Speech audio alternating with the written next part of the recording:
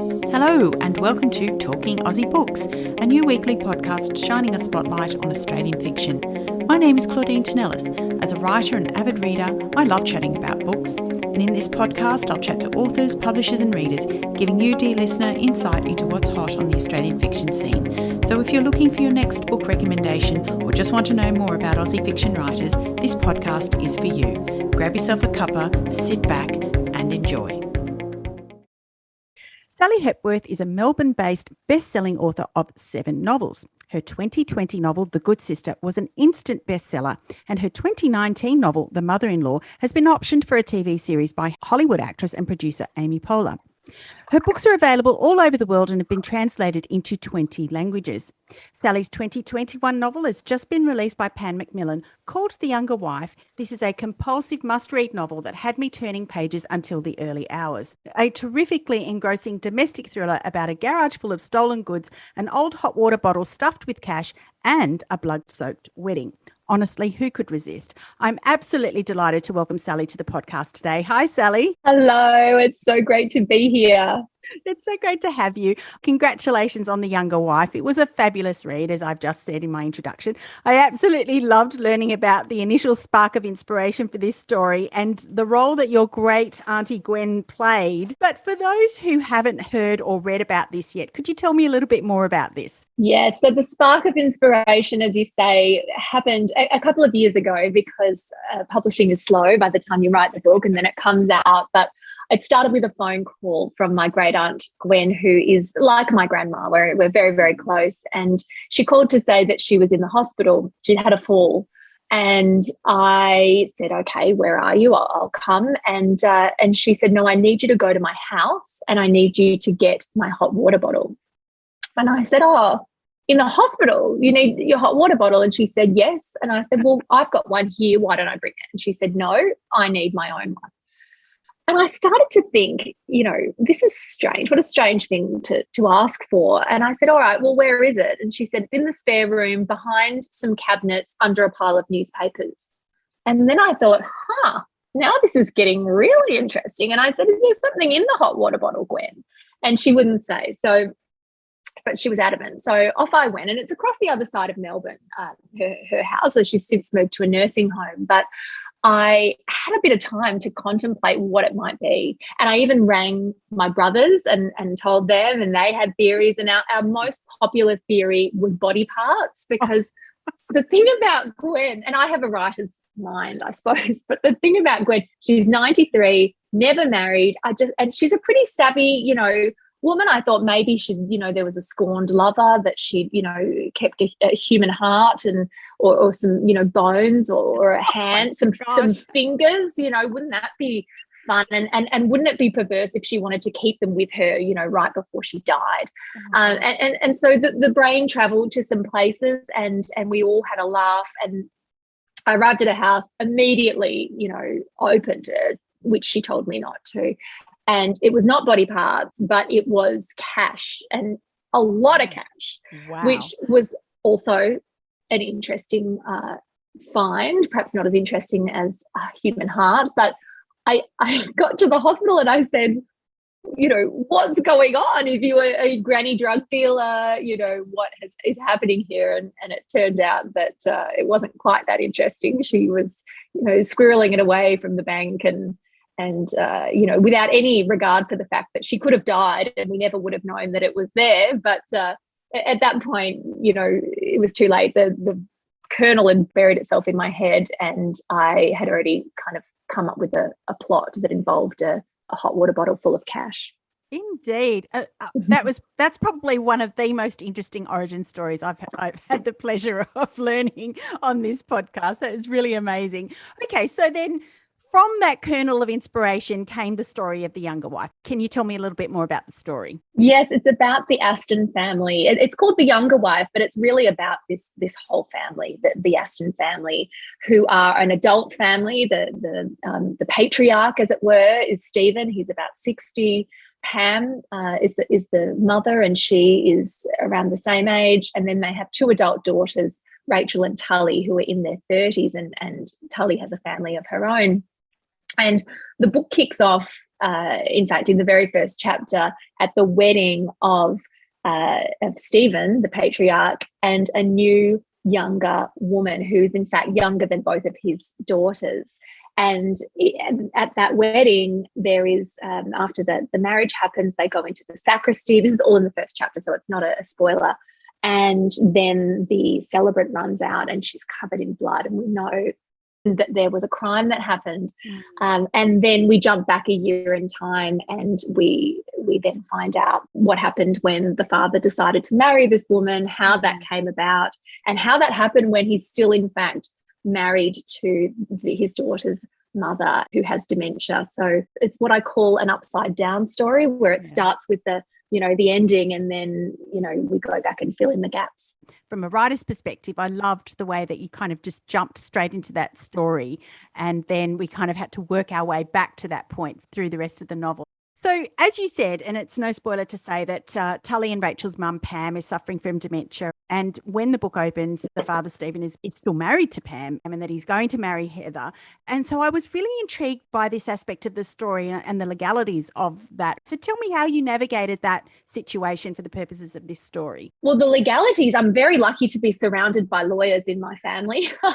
Both my brothers are lawyers, and I guess because of that, they have lawyer friends in every aspect of law. So I did speak to I don't know if he's called a divorce lawyer, but divorce is something that he does. And in fact, it's quite common with dementia, not so much because people want to get remarried, but one thing that happens with dementia, especially if people are needing to access services, is that if someone is married, they may not be able to access the services they need, but so couples divorce, and then, in order to do that. So there is a lot of grounds to be able to do that. And he said, if there is a case, this is the lawyer I consulted, if there's no dispute with the way that the estate is going to be split, like if it's going to be split very generously in their favour, which it was in the case of the book, then, it's not going to be argued. So, it's interesting that the different places that research takes you as a writer and the little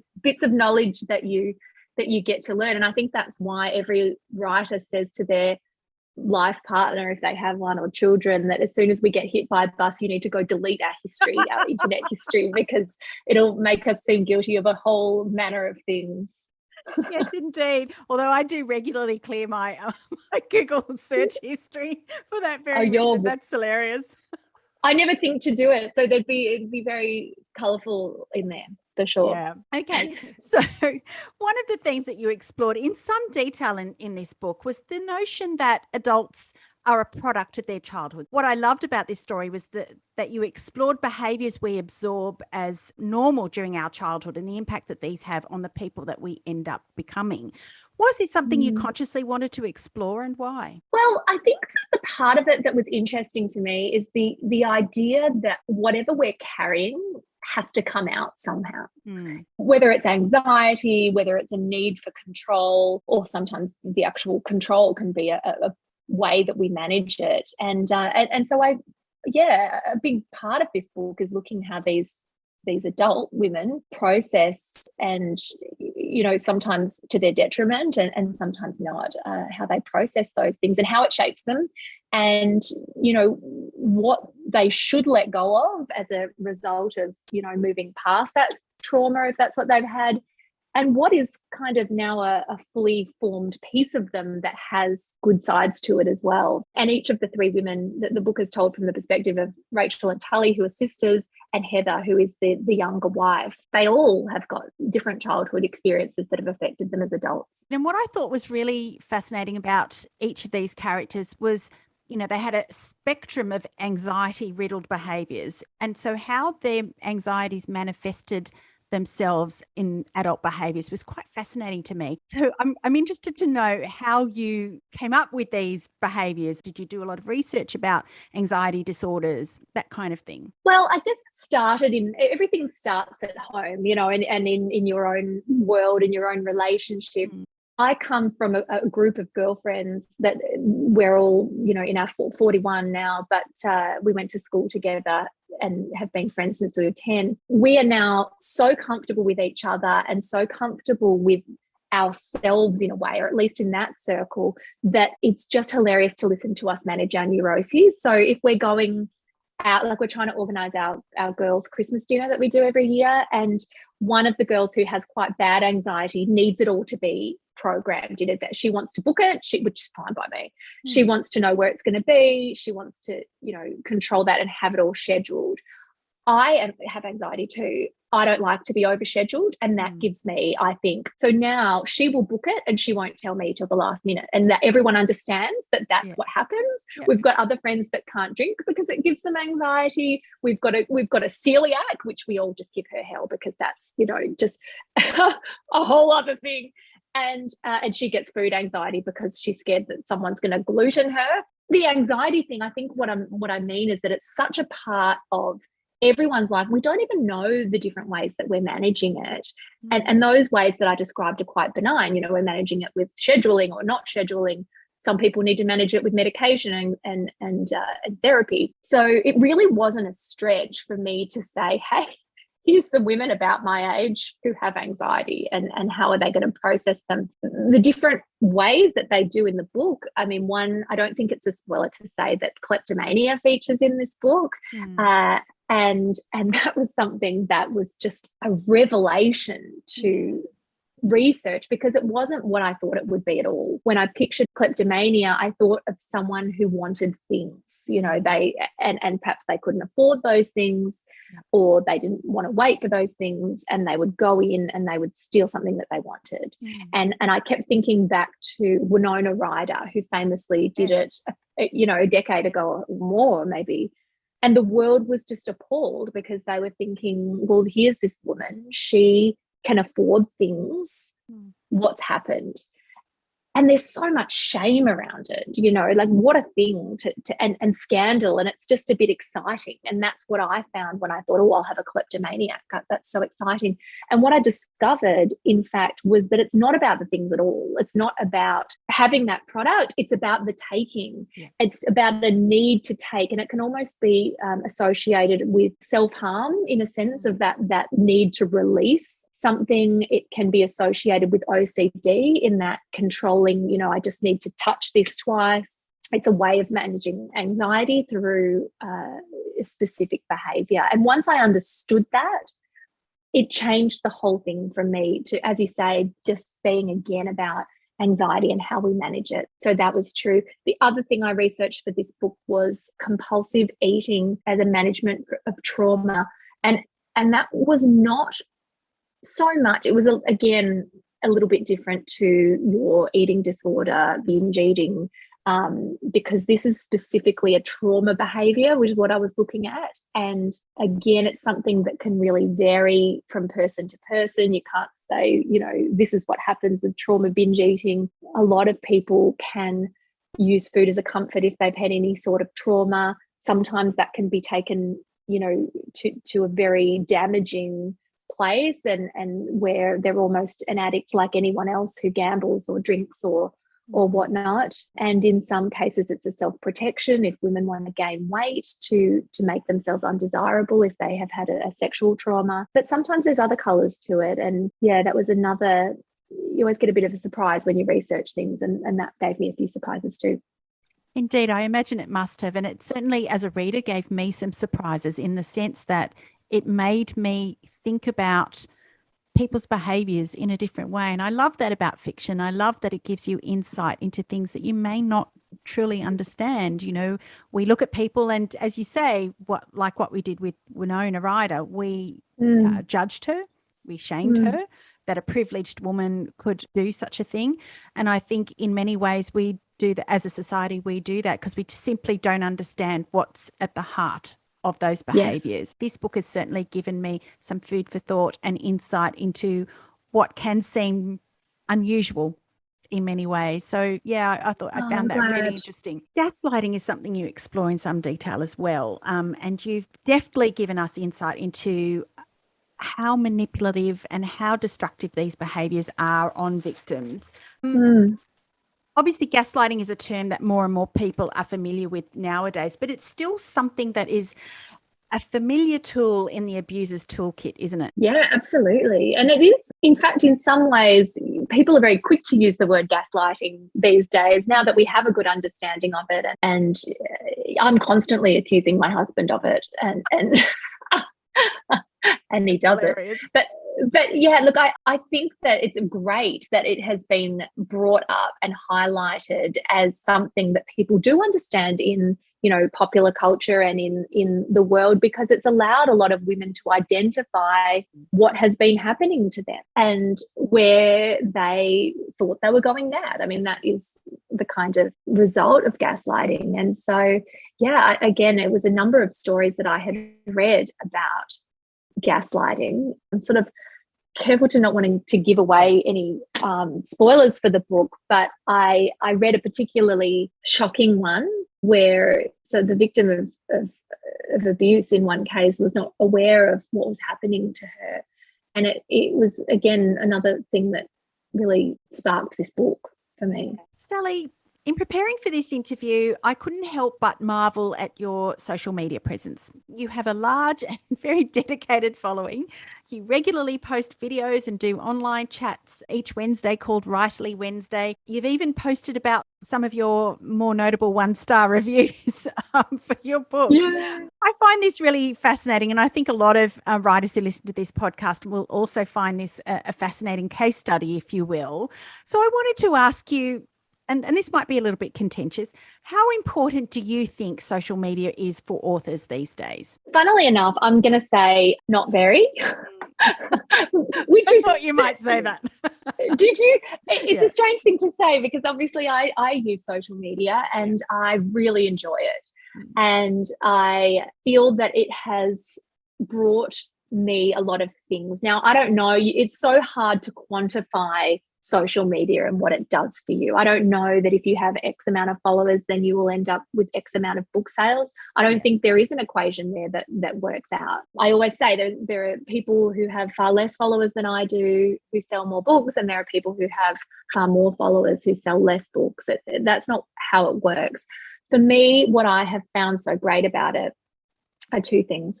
One is that it really takes me very little time. I don't ever retake a video if my children walk in, if the dog snores, if the doorbell rings, I just keep going. Social media is not my job, writing books is my job. So that's something I do. Weirdly, people seem to like that. They like the candidness of it. And a lot of my content is just my kids doing something crazy, or my husband, wandering around the garden, so I snap little moments and then I post them.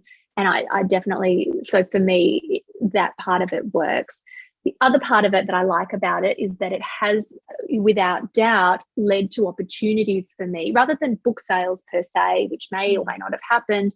The opportunities, for example, I've been invited to go on podcasts because people have said, I can see you, I feel like I know you, I know that you would work for this chat, or perhaps wouldn't work for this chat. I know that I've been invited to writers' festivals because people, for example, have seen me do my one-star reviews and thought that let's get her to come on and talk about reviews and what they mean. Another fun thing is that people now send me clothes to wear. I mean, love. And that's an easy thing to kind of, I love to do that for Australian women who are running their own clothes business. I'm mad about clothes. And for them who don't have a marketing budget, apparently, weirdly, I put on a dress and some people will go and buy it. So I get a dress, they get some sales. There's a bit of content, that's great. But I do worry that, especially aspiring authors who have been to a seminar or have had a conversation with someone who's told them that you need to have 1,000 followers or 5,000 followers, or you need to, blog or something, or before, they've even written the book, I always say, no, go spend that time becoming a better writer. Work on the craft. If this does kind of naturally work for you, and I bet especially with younger writers coming through who are just so quick and so savvy on social media, they'll probably all be on it and do well. But Leanne Moriarty, for example, is famously almost not on there at all. Sally Rooney isn't on there at all. There's absolutely no need for you to be on there unless you enjoy it, and then there are probably good things that will come out of it. Yeah, I mean, I asked this question. I knew what your answer was going to be because I'd heard you speak about this before. But it's so interesting because I am one of those aspiring authors who have been to seminars where publishers will tell you that it is something they absolutely do consider and they actively ask you about. And so I think it's a source of some consternation for aspiring authors to feel like they need to have a blog or a certain number of followers in order to be considered. Well, I think there's two things. The first is that you need to have a presence. So, and that would be silly not to, because as soon as your book comes out and people like it, they want to be able to find you. So yes, it's expected that you will have a landing page, whether it's Facebook or Instagram, and a website. I mean, that's the kind of standard thing that you have. Do you need to build a following? I mean, I think no. In the beginning, it's going to be your family and friends because no one else has heard of you. And then with each book, you get a few more followers, and you really don't have much to post because, what are you going to do? Here I am drinking a coffee and writing a book. That's I mean, you can, but I think that publishers, if you've written a non-fiction book, no question, you need to have a lot of followers. That's your audience. That's who they're going to sell a book to. If it's fiction, have your page. But I mean, I would really love to talk to a publisher who thinks that that is a really important thing for an aspiring author. And obviously some people have said that, but having been written a few books now and talked to publishers, I have never met anyone who thinks that that is the reason anyone succeeded or failed. So interesting. Yeah. Very, very interesting. Thank you so much for your insights on that. Pleasure. I was fascinated to learn about your no list.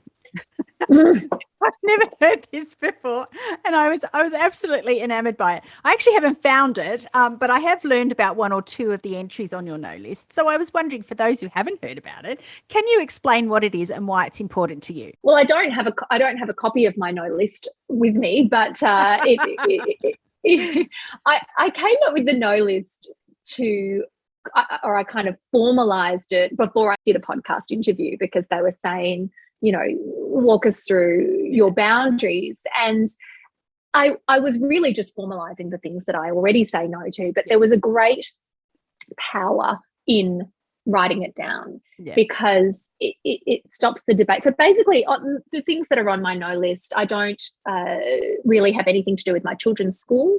My husband manages that process, and I prefer not even to enter the school gates if there is any reason I don't have to. Like, it's not an emergency or a parent-teacher interview, I'm not there. I don't drop off at school birthday parties. My husband, again, does that. Or pick up. I don't do small talk. I only do big talk. I don't go outside if it's a nice day. I'm an inside person. I like to stay inside. I don't iron. I don't cook. I don't go to the supermarket. Those things are done online. We're not a big dinner family anyway, because lots of people then think, oh, is your husband doing all of this? And in fact, we're all just a bit crap. We all kind of, quite often, the kids say they're hungry, and Christian and I look at each other and think, oh, I don't think they've eaten today. And so then eventually they'll wander into the cupboard, and they'll push a chair up and they'll feed themselves. So we're fairly no frills. But what I found so interesting about the no list is that, first of all, it went wild. It was shared. I had calls from radios wanting to interview me about it.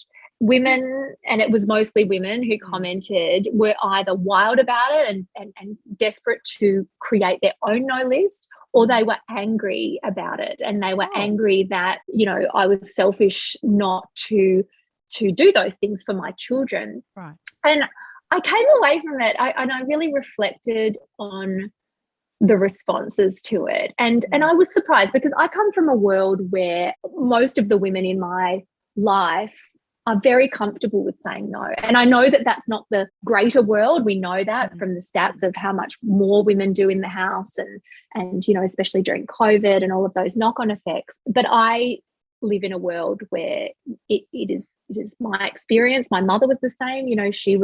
My mum and dad really were a team, the same way that my husband and I, he's the primary parent, he's the stay-at-home dad while I work full-time. What is interesting is that people are very comfortable with a no list as long as your children are not on that no list. So as mothers, if you don't want to cook dinner, that's fine. If you don't want to iron, you go, girl. But if it means that you don't take your children to sport on a Saturday, then people are kind of upset about that. And I think that goes back to a little bit of misogyny that we even have, or even as ourselves, no matter how strong or what a strong feminist we are, we still hark back to what we know. What we see on Mother's Day ads about mothers sacrificing everything for their children, and about mothers, them saying, I need Saturdays, and that's not about your sport, that's about me. That makes you a terrible person. And I hoped that we had got beyond that as women. Obviously we haven't. And I guess my kind of response to that is, one of the best things about my no list has been my children's response to it. Not only they now say, no, my mummy doesn't drop at birthday parties. They're very comfortable with that. They know what I do and what I don't do. But the other thing is that they have their own no lists, which they're very, very comfortable with. My daughter said the other day, I don't do sleepovers. Sleepovers are on my no list. And she has communicated that to her friends without a tiny bit of, I do play dates. I don't do sleepovers. My son, who's autistic, he does not eat food around other people. He says that's on my no list. I will remove myself to eat food. And so what I see in them, which is what I have seen in myself, what I felt in myself, is this no list gives you freedom to be who you are. And it also gives you freedom to stop wrestling those things that you don't want to do in your head and getting anxious about them and going over them and over them.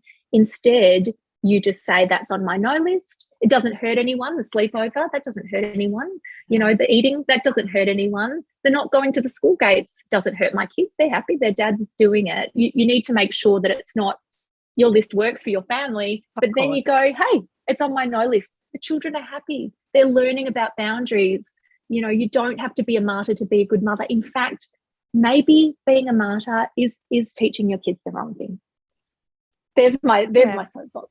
Well, it's so interesting because I culturally come from a family where mothers do not say no. And it's just part of who you are. You grow up with that whole idea that we martyr ourselves for our children. And I have seen in recent years that that's not always such a good thing. And I think I need to create my own no list. Do it. It's so freeing. Even if you just put, it might be something that's, I don't hang out the laundry on a Thursday. Like, it doesn't matter. It's kind of firm up what you already say no to and write it down. And then maybe you'll add other things. And I'm not saying that women can't cook for their husband or go drop off their kids at parties. If they enjoy that, or if there's no one else to do it, do it. But just, be wary that by saying yes to everything, you are saying no. Like, you've got to say no to some things and make sure you choose the right things to say yes to. Yeah, absolutely. That's very empowering. That I'm going to take that away and formulate my own no list and hang it on my door. What was interesting about the no list is I think that kind of made me think about your very business-like approach to your writing. And a book a year since 2014, that's no mean feat. No doubt this has been a huge factor in your success, in that you're obviously very good at setting boundaries for yourself and what you can and can't do. So I wondered if you could elaborate on your routines and habits, or what your day looks like. Are you a plotter? Do you work to a daily word count, for example? Yeah, I am a plotter, and yes, I work to a daily word count. But as you said before, you used the word business, which is absolutely, it is a business. I run a business, and the Sally Hepworth books is the business, and it involves all of the things that, there's the writing of the books. But at the moment, I'm not even writing a book. At the moment, there's a bit of publicity going on. I'm going to Sydney tomorrow for a little bit of work, a little bit of pleasure. I am managing some giveaways. I am plotting out. I'm sort of starting to turn my mind to the next book. I had a meeting this morning with my UK publisher. So I'm updating the website. There's all of these things that are just about managing the business. And I will often have days where I don't write at all. So the day to day is just different. And it really depends on the time of year. Probably 3 months of the year, I'm writing that first draft. And on those days, it really is about 2,000 words a day. I write in 350 word bursts. So I do 6 of them and I cross them off. Every time I get 350 words, I cross them off my list, because I just find that it sometimes 2,000 words or 2,100 words is a little bit intimidating, but 350 is quite easy. So and it lets me cross things off, because how good is that feeling of crossing things off the list? So that's fairly regimented for those 3 months. But as I said, obviously it can often be interrupted with a publisher phone call, a cover art being approved. Often in the middle of that, because I write a book a year, the book that I've written the year before will bounce back for copy edit. So I'll have to put that to the side, and then I'm copy editing, which again, obviously is a different process to the writing, and it's not about words a day. And then there'll be the proofread and the cut. So it's so hard to say this is what a day looks like, because it's all, I don't know what's going to be coming at me. Then, my books come out twice a year. In Australia, they come out in November, and then in the US, they come out in April. So again, I might be, in the middle of a draft, and then bang, down tools a week of interviews over in the US from my desk in general, at least for the last 2 years, sadly, but who knows? And so for that reason, an average day is not good, but definitely a plotter. I like to use Scrivener at the moment, or perhaps Excel, to plan out the main turning points in the book along the way, and scroll down some notes of what I think is going to happen. I'll write a synopsis for my publisher, which is 3 to 5 pages, send it off to them for approval. And then if they like it, then I go ahead and write the book. So yeah, it's just like a whole lot of things flying at your head the whole time, and just choosing the right moment to duck and weave and hit things back, and like motherhood, but with authoring.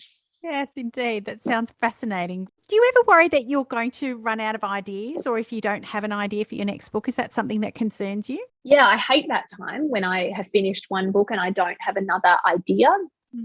Usually I do have one, but even so, I often have, as I told you earlier, a kernel. I think I know that I'd like this hot water bottle to appear, for example. But once you've read The Younger Wife, that's just an element, and what else is going to be involved. And so those few weeks where I've either not got an idea at all, or I have got something and I can't quite place it, I feel really untethered, if I don't have that knowledge of what the next one is. And then that moment where it all kind of, the penny drops, and I think that's what it is, I'm happier for sure. But it's not a long-term, what if I never write another book? What if I never get another good idea, writer's block? It's not that for me. I know it'll come.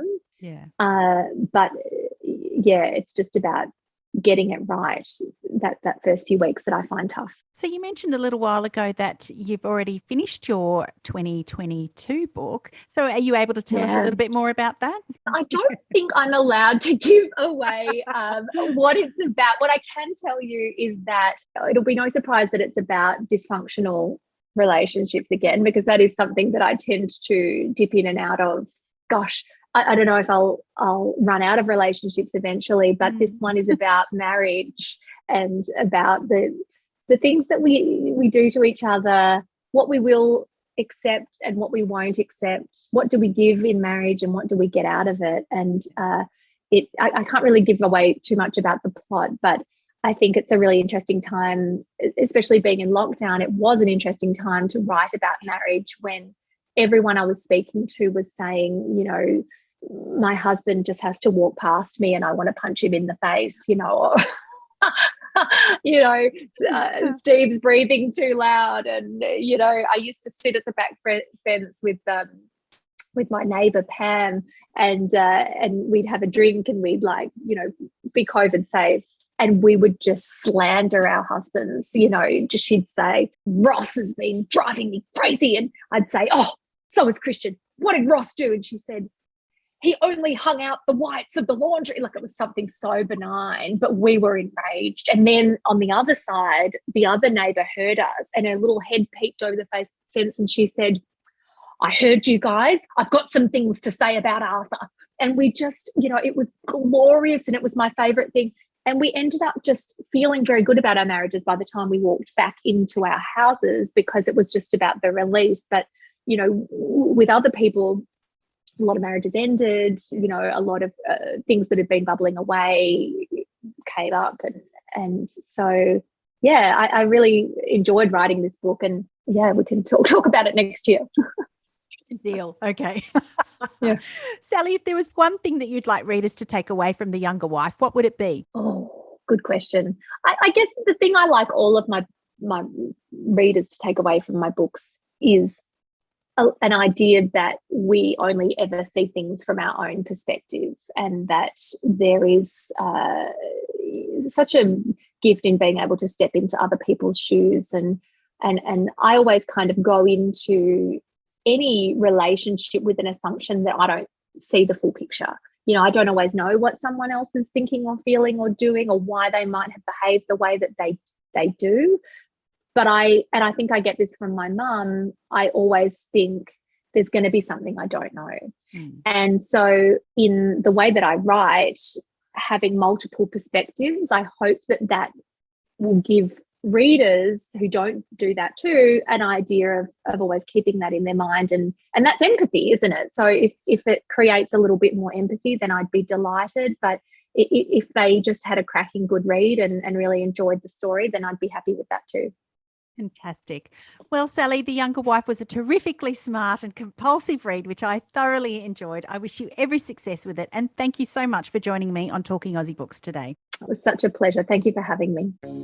Well, that's a wrap, folks. If you enjoyed this podcast, please leave a review on iTunes or drop me a line via my Instagram at Claudine Tinellis or on my webpage claudinetинellis.com. Thanks for listening. Until next time, happy reading.